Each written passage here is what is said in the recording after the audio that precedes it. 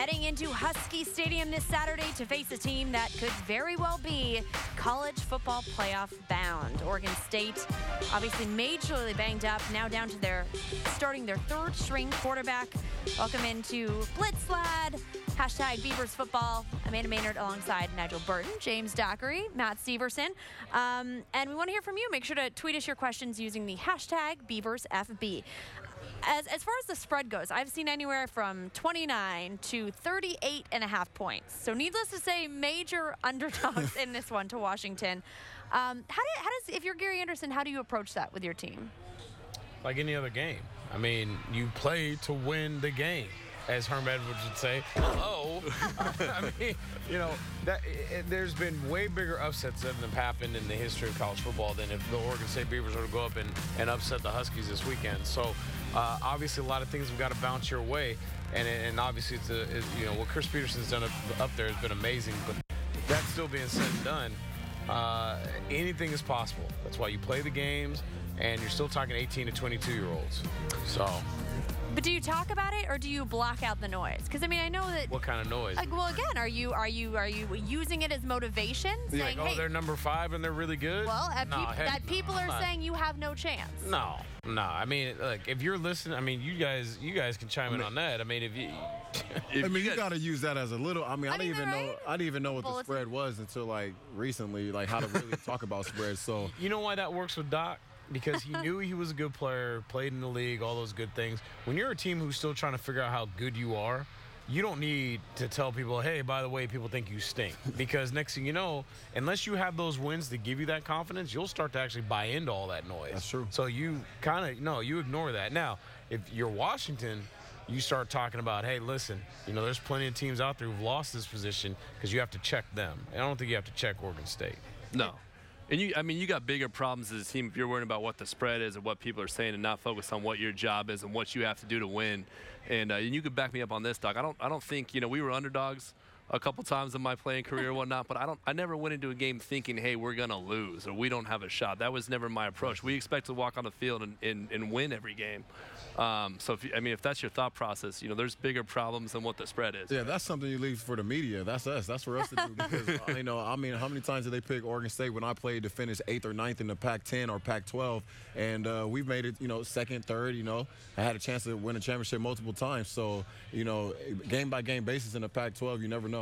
And with all this upset talk, a lot of people bring up that 1985 game in which Oregon State, look at that good old Oregon State footage. Nigel, are you playing in that game? Were you there in 1982? All right, look. In 1980, I was 9 years old. Okay, I saw it was college football's Doogie Howser. Heck no, I wasn't playing in this game. I think there's 2 of us on this set, maybe 3 that weren't born in 1985. I would agree. All y'all can shut up now, and I'll tell you what happened in this game. I was alive. I did not watch this game, but basically you're talking about it was a 38-point spread. Washington was coming off a year where they basically had a chance. My DB coach, Ron Milas, was on that team when I played at the university, and they never let him forget that, to be honest with you. I mean, he was so far removed as a DB coach, and they still would remind, hey, remember 85, Oregon State game? So, there was a block punt that with a minute left that ended up being the game-winning score. And so stranger things have happened. And what's crazy is going into that game, Oregon State had lost its starting quarterback and one of its best receivers. So very similar storylines to what we're talking about in this game. Yeah, any chance you think that Chris Peterson and the Washington crew overlook Oregon State? 0. Okay. Especially because you see them in the national media, right? Everybody's talking about where is Washington going to slip up? Where are they going to lose their chance to take that college playoff spot? And so, I mean, they're hearing that every day. And just if they're going to be that team that takes it there, they got to take it game by game. So this is everything's on the line for them this week. All right, coming up a little later in the show, we'll get to who all you think has been the best Beavers defender so far. And they are certainly going to need all of them to be on their game on Saturday against Jake Browning. How his season has just exploded after the break.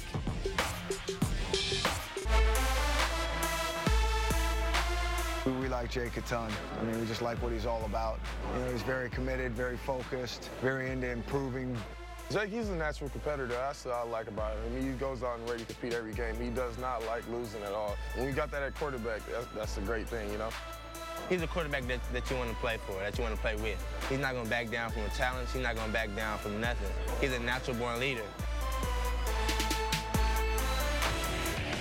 Well, what an impressive season so far for Washington quarterback Jake Browning. So much so, he is very much in the Heisman Trophy talk. Leads the nation in both passer rating and completion percentage. Over 1,400 yards, 23 touchdowns, and just 2 interceptions. What scares you the most about Jake Browning? When he warms up and gets going, when he's playing. Yeah, when he's having fun out there playing with his boys and pointing at the defenders and really just getting those juices going. Like I said last night, we got to hit this guy early and often and get him off his rhythm. Yeah, the problem is that's easier said than done because his offensive line has kept him clean almost every single game. The only time he gets hit is when he decides to leave the pocket for whatever reason. But I was standing on the sideline against Stanford, and I don't think they pressured him one time, and they blitzed a ton. And he was able to sit back there and absolutely dissect that secondary.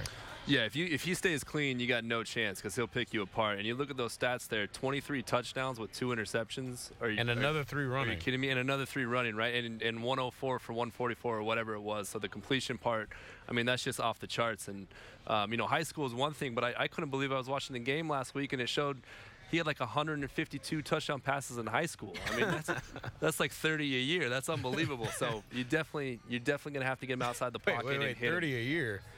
I went to Oregon State. You know? 40 a year.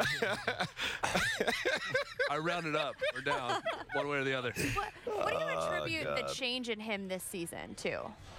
Older, more experienced. Yeah, I think he's more comfortable. They took the reins off him a little bit. And to be honest with you, John Ross. I mean, John Ross didn't play last year, and he is one of the most dynamic guys, not just in the Pac-12, but in the country. I mean, I remember when I hadn't really watched him a lot. I remember guys around the Pac-12 were talking about he was kind of like the Anthony Thomas, the remix. And I mean, that's how he is. He's so dynamic. He's such a deep threat. He's way more consistent than DeAnthony was. Got better hands than DeAnthony does. So, I mean, he is a scary guy. And he's the guy who could take the top off the coverage and people have to ignore Dante Pettis. Last year, Dante really was the only guy who could stretch. Well, now you've got 2 guys who can stretch. You got Darrell Daniels. You got Chico McClatcher. You got a bunch of guys who can work the middle. And that's what's really made their offense scary.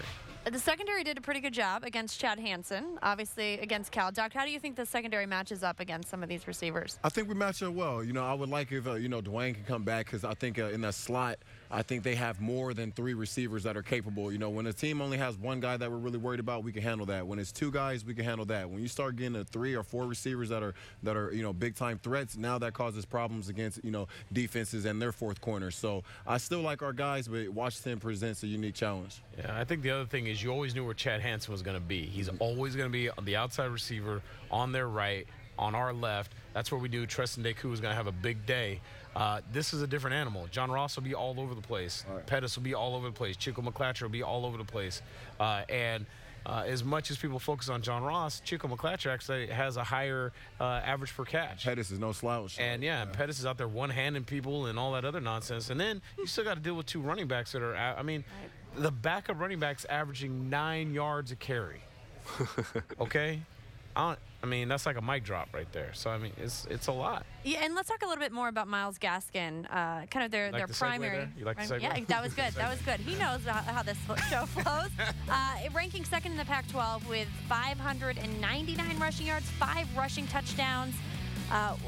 What does the defense need to do to stop this guy? Well, he can do it all, as you see right there. He's a threat to catch passes out of the backfield. Really quick side to side, got a great burst, and obviously he can run as you're watching right there. He's taking that one to the house. But you got to get hands on him, and you can't give him space. Whenever he touches the ball, you got to have 3 or 4 guys around him. And we haven't been the best tackling team this year, so that's going to be huge. Is we can't give him space to get going, because if you let him get going, you get him some space, and he gets shifty, he's going to make guys miss. He's going to make plays. So we got to get bodies around him at all times. Yeah, he's deceptively strong. So he's that guy. He's the little guy who can kind of hide behind the offensive lineman, and all of a sudden he just flies out of there. You look at Washington's offensive line is 6'8", 6'5", 6'7". So he's able to sit back, and then all of a sudden he just takes off. And when you get hands on him, he's able to break arm tackles. Levon Coleman's kind of the opposite. He's 5'11". He's 230-plus pounds, but he's deceptively fast because he's got a lot. Once again, 9 yards a carry, and he's got a lot of breakaways. So they're kind of this great thunder and lightning, but that's a little too cliche because they both have the ability to break tackles and hit you for long runs. All right, coming up next, what former Oregon State quarterback has been vital to Washington's offensive success this season? And a closer look at the quarterback position with Darryl Garrettson and Connor Blount out, how Marcus McMaryion has been getting ready to go. So here comes Marcus McMaryion. He's the third quarterback in this quarter. Oregon State 2 for 14 on third downs. Got there on the first one. Marcus McMaryion has only been in there just for a couple of moments. He's already the leading passer in the game. And now he's got a touchdown. That is a look at Marcus McMarion's performance against Utah last weekend. And he got some action last season against the Huskies. Here's a look at his numbers in that Washington game. 8 of 16, 109 yards, 1 touchdown, and an interception. So Marcus McMaryion moving into the starting quarterback role after Darryl Garrettson and Connor Blount went down against Utah. Of course, he has some experience from last season, starting the Civil War game last year. And he says this week, playing a nationally ranked team like Washington, well, that's the stuff that you dream about, playing in games like that as a kid. We caught up with him a little earlier this week to chat about stepping into the starting role in our Toyota interview. Yeah, I mean, the fact that I've been there before, and like you said, I've been thrown in the fire before, and it wasn't my first time under the lights, just cold turkey, I guess you could say. But I mean, I wasn't too nervous about it, and like I said, we have so many playmakers on the team, it takes a load off my shoulders. I just got to get them the ball and let them do what they do. How much have the coaches been emphasizing, especially against this Washington defense, make the smart, simple, sort of high percentage kind of plays? Yeah, I mean, without a doubt, I'm going to have to get the ball out. Like I said, they have a great front seven. But I mean, at the end of the day, we have those, I'm going to continue saying it here like I'm beating a dead horse, but we got playmakers on our side of the ball, and my job is to get the ball to them and let them do what they do. I mean, it's definitely a 1 in a million thing. You wouldn't expect it to happen that quick, and a couple plays Connor went in, and boom, I was in. But I mean, I don't know. It's not too big of a deal for me. I mean, I've been there before, like I said. Mental reps. We have a VR system that I use quite a bit. It's a virtual reality, and we use it, and I was just using that quite a bit. So, I mean, it's like I was playing quarterback, like if I took every single rep. So I was using that quite a bit and helped me stay locked in and engaged in all the play calls that were coming in. McMaryion 5 of 9 for 76 yards, and actually throwing the Beavers' first passing touchdown since the 1st of September, which, of course, isn't saying much given the passing game. Hey, I want to try that virtual reality thing. That sounds pretty awesome, right? It seems like a lot of teams, again, college football, doing more of that stuff. They didn't have that back in our day. Like, what is that thing? Bummer. Well, the beauty is for guys is you don't really need the Google glasses and all that. They have the cardboard, and the other thing guys can just do is do it on their phone. So, I mean, it's... And then you're like looking at the safeties and just... The whole... So, it's built... It's 280-degree cameras that they put... They basically can film practice, or they can film different things from behind the quarterback. And because it has these 180-degree views, you literally can move around as if you're moving your head and see different things, zoom in, zoom out.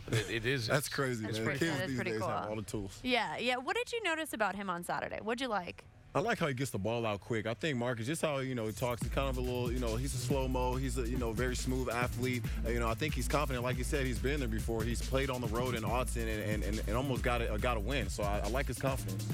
Absolutely, and you look at the game last week, and he steps right in, gets out there his first opportunity, and ends the drive with a touchdown pass. The first from week 1, which I couldn't believe when I heard that. But no, I mean, he has the experience, right? And he knows what he needs to do. And like you said, if you get this opportunity, you don't want to be going into against a Division I AA opponent. You want to go in against a top 5 team and get a chance to put your name in the record books and become a legend. So he sounds like he's got the right mindset for it, and he's just got to go out and do what he knows how to do. Yeah, I just think it's going to be based on his accuracy, and it's going to be based on his ability to lead, because it's going to get gritty. It's going to get nasty there, no matter how the game goes. And so that's the thing that Darryl Garrettson brought to the table, was his ability to kind of will guys to be better than they really were. Even if he may not necessarily be throwing the prettiest of passes, he kind of had that respect, and that's the thing that Marcus is going to have to bring.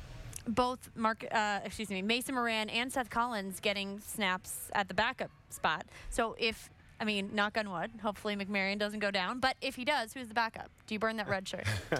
Wow. Gotta prepare, guys. I think Seth can do it. I think we try to preserve Mason as much as we can. But at the end of the day, nowadays in college football, you never know who's coming to your school the next year. You want to play as soon as you can and show what you can do. Yeah, I mean, I asked Gary Anderson on our radio show on Tuesdays that he comes in every Tuesday, and he straight up, I mean, that's my guy. We talk a lot, even when we're not doing shows and things, we'll send texts back and forth, and he wouldn't tell me. Straight up, he was like, nope. And so, I would say if it were me, I would probably take Mason's shirt because, listen, as much as Marcus is talking about, you can distribute the playmakers, I haven't seen a whole lot of playmakers at the wide receiver spot. And the guy who's a playmaker right now is Seth Collins. So you take him away from that. I mean, they've got 2 playmakers. You take one away, that doesn't leave you a lot. I know it's Oregon State math, but at least you won. So, I would let Seth go do his thing and just take. I mean, you already got one true freshman running around out there anyway, so take the other guy's shirt if something were to happen to Marcus. They don't pay me enough money to make that decision, so I don't know what I do. But I agree with Nigel. I think Seth has settled into that receiver role very nicely. He's making plays out there. He's our biggest threat on the field, and to have kind of pull him out of that and put him back at quarterback and say, hey, I know we told you to go be a receiver, but we need you to play quarterback now. That just doesn't seem like the right recipe for success to me there. So I think you pull the kid's shirt, and he came to Oregon State to play quarterback. Let him play quarterback, get the ball to Seth Collins, and if that's what it comes down to, away we go. Yeah, you spent a lot more time around practices. I mean, what have you seen of Mason Moran? Well, now I haven't seen him since fall camp, but he's a little bit. He was a ways away back then. But guys come along. I mean, nobody even knew who Connor Blount was. They didn't know how to pronounce his name. So he wasn't even. You never know who he is now. Diamond in the rough. Exactly. All right. Still ahead, we're breaking down who the Beavers' best defender so far this season has been. And after the break, a closer look at Chris Peterson's success at Washington. Why this season has been such a dominant one for the Huskies. Back here on #Beavers football, and Oregon State heading up to Husky Stadium this weekend. Washington with plenty of motivation to stay undefeated as they try to make the college football playoff. And here is a look at Chris Peterson's rapid ascent at UW just in his 3rd season. First season 8-6, 2015 7-6, and of course this year 6-0 so far. We'll see if that continues this weekend.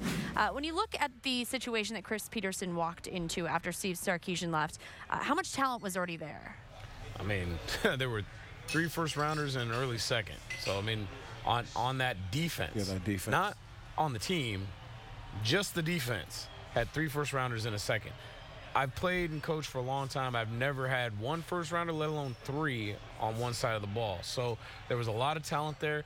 It was just talent that needed direction, and that's what Chris Peterson provided. And what was strange was, a lot of people in Seattle felt as though when Sark left, Peterson came in, that it was almost an upgrade for UW.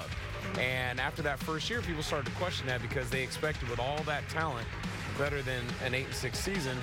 Followed up the next year, people were like, it's going to be tough to go to a bowl game. They do, they win it. And now the hype machine that has been created this past year that they seem to be actually being able to follow through on. Yeah, I know, Coach Keefe and those guys over there, Sarkisian, and whoever he runs with and, whatever his guys are, they definitely know how to recruit because everywhere he's been, big-time players out of high school are known to be at the same campus that he's at. Aside from, again, kind of weeding out the guys that weren't Peterson guys, I think he calls them OKGs, our kind of guys, Chris Peterson talk. What else has he done to put a stamp on this Washington program and has helped make them successful this season in particular? Well, I think he's just got the program going his way, right? Obviously, he's had success in the past at Boise State, and he has a formula that he's brought with him to UW, and he knows what he wants to do, and he knows how he wants to run things, and the kids have bought into it. And going back to what Nigel said, the hype or the expectations for him were through the roof this season, and so far, I mean, they've actually exceeded that. So he knows what he's doing. He has a plan, and he's sticking with it, and it seems like it's coming together for him this year. The funny part is I've coached against Coach Pete when I was in Nevada, coached against him a lot of different places, and he's done this different than he did Boise. I mean, if you watch them offensively, they're very different than they were at Boise. The thing is I think it's a lot about structure and taking great athletes and providing structure. It was looking at the long haul and not the quick fix. And I think, in the end, it's one of those things that's why I'm not worried about him overlooking Oregon State or will they falter somehow. And because you look at what they did at Boise, every single week they were favored until they ran into Oklahoma. And he was able to keep those guys on track when they were so much superior, and they could have easily looked past somebody. And I think that's the one thing that's carried over to this program now from there. He's got a lot of experience in it. It's not his first time seeing it. He knows how to handle it. He knows how to get his team to prepare for it. And you see it even, again, in some of the interactions with the media. I mean, not allowing his players to talk before the Oregon game. That's something I covered him at Boise State, and he did that many a times with Kellen Moore. And banning them on social media, too. So, again, harnessing those players in there.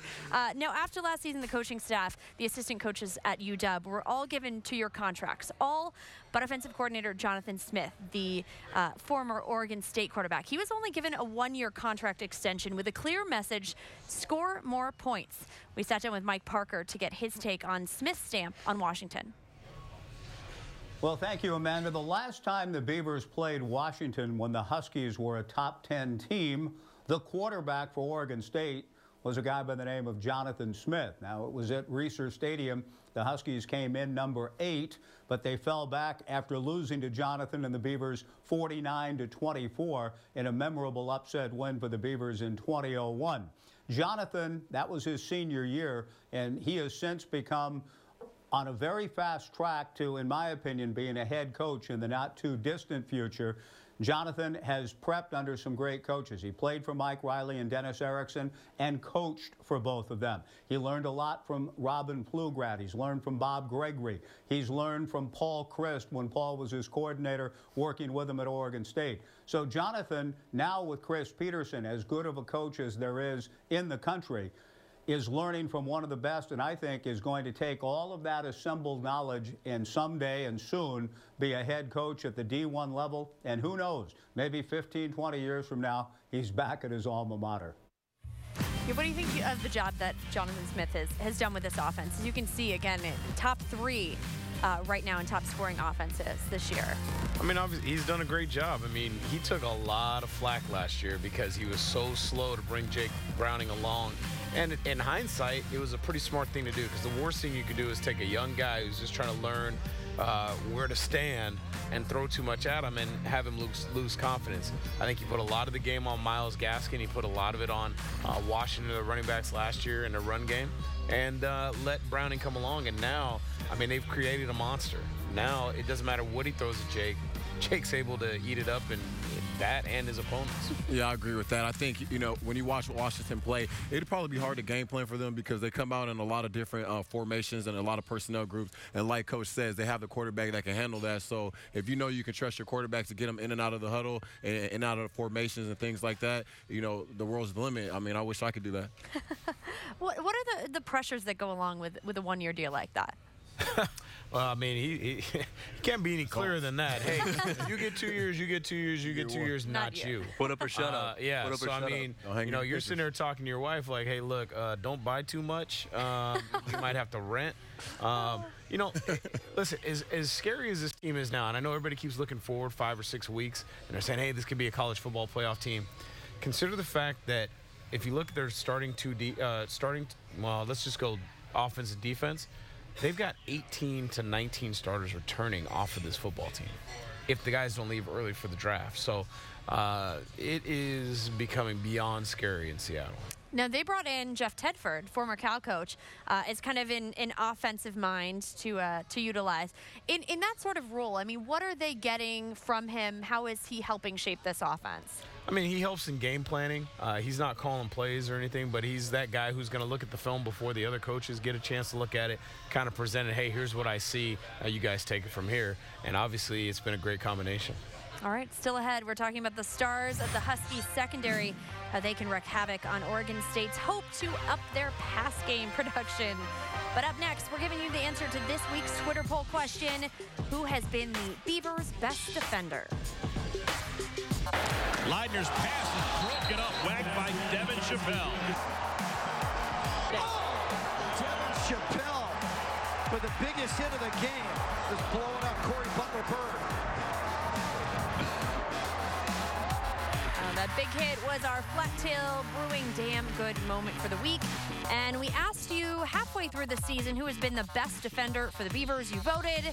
And most of you said other. Well, 39% said other. 38% said Tristan DeCoo. I want to know who. Yeah, who do you? Is that the rest of the defense collectively? Maybe a team effort. I mean, do those three guys, you feel like they've been the best defenders?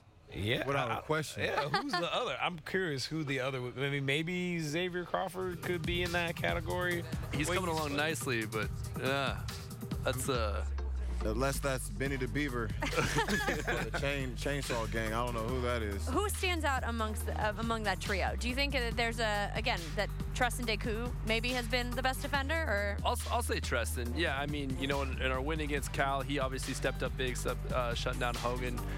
He's going to have a heck of a test, as we talked about this weekend with John Ross and trying to slow down Browning.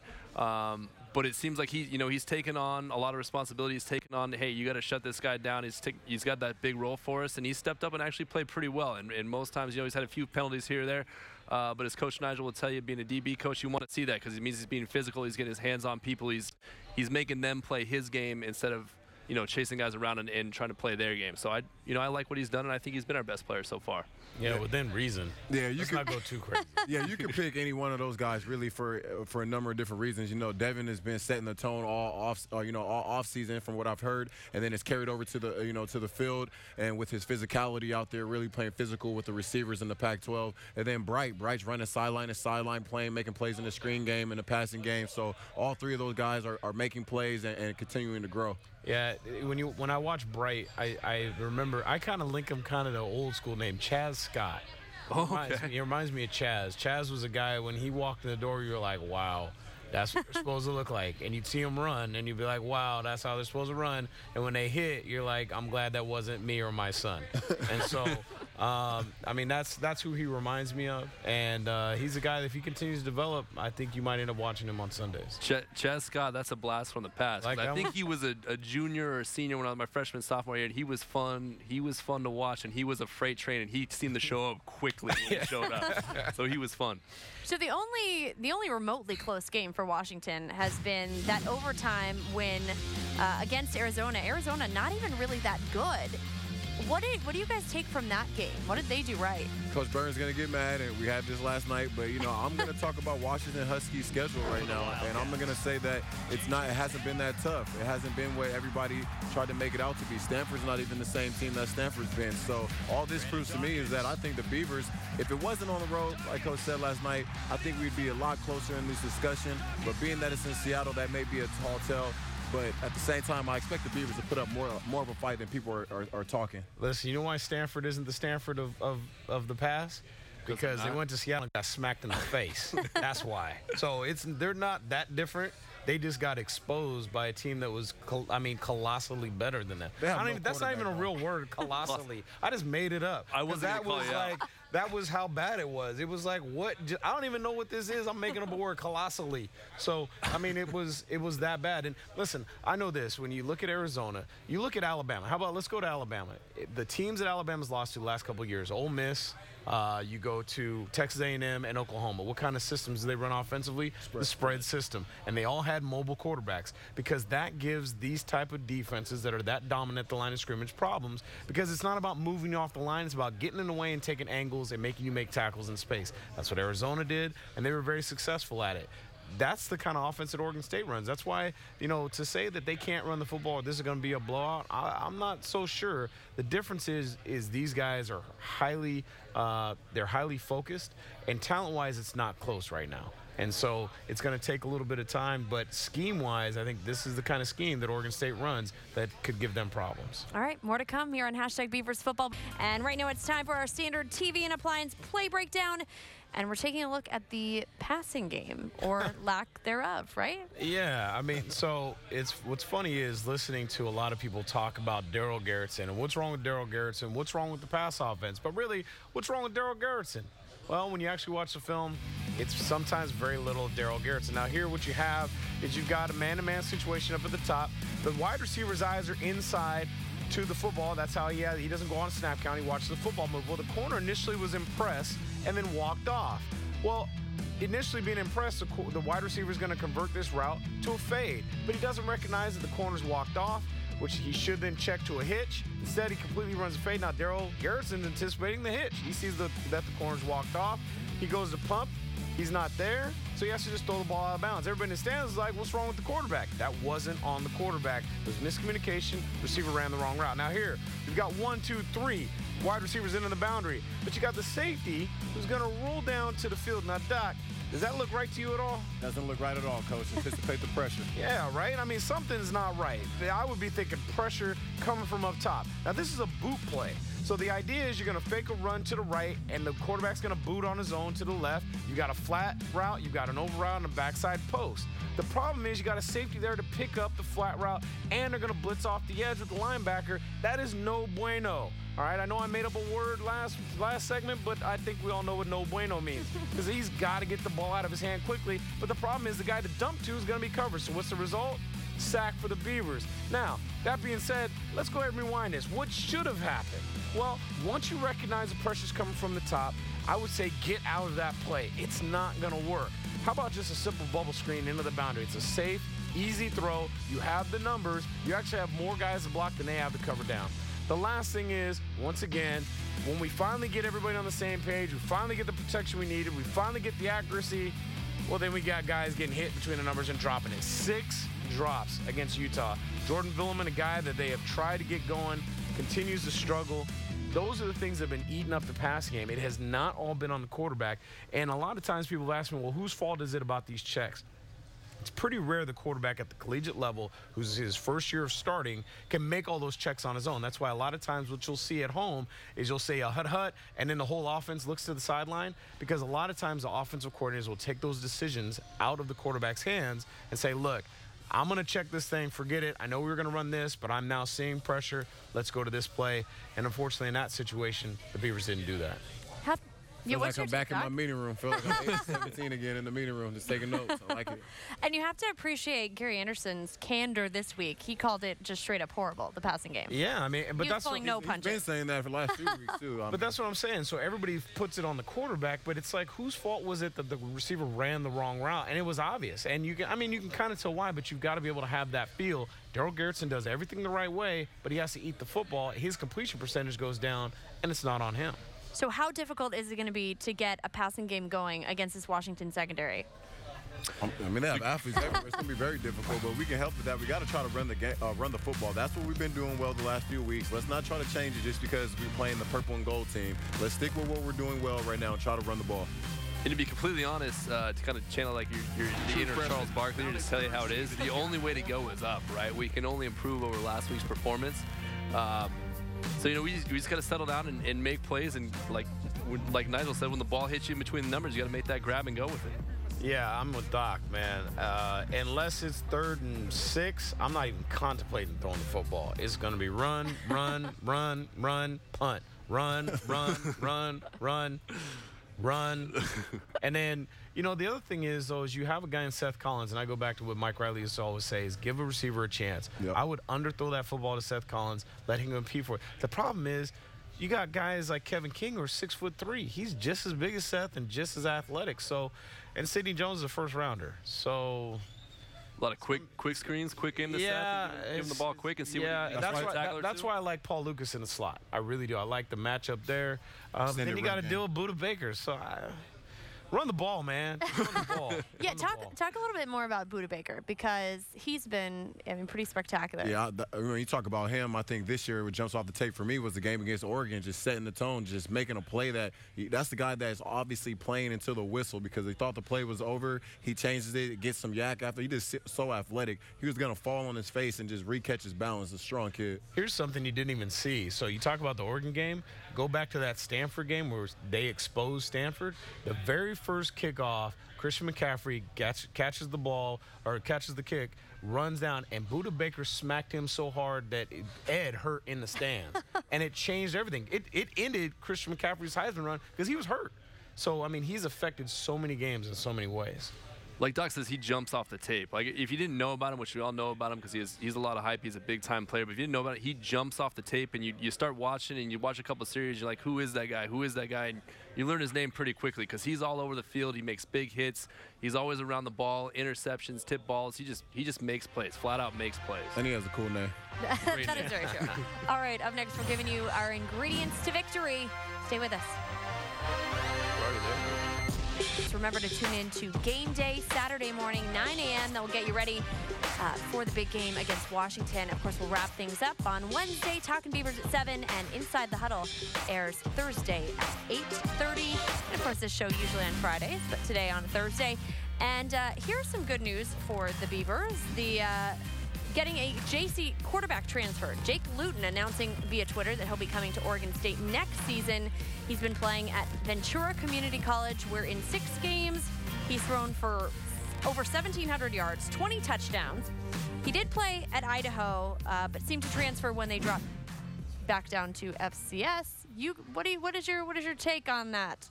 You kind of... Yeah, we offered him at Portland State. He was in a system that didn't really showcase his abilities coming out of high school. He was at Marysville Pilchuck.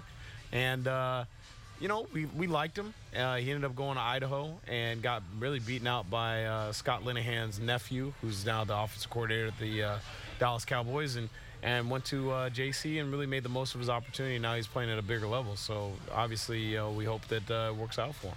Yeah, the thing I like about him is he's 6'6" and he's 230-something pounds. But if you dig a little deeper, like Coach was saying, he ran the veer option in high school. So when you're 6'6" and over 220 pounds and you're running the veer option, that tends to say that you're mobile. And Coach Anderson talks about getting quarterbacks that can beat you with the feet, with the hands, and with their mentality, with their mental ability. So maybe he's a cut of that carbon copy, and I hope so.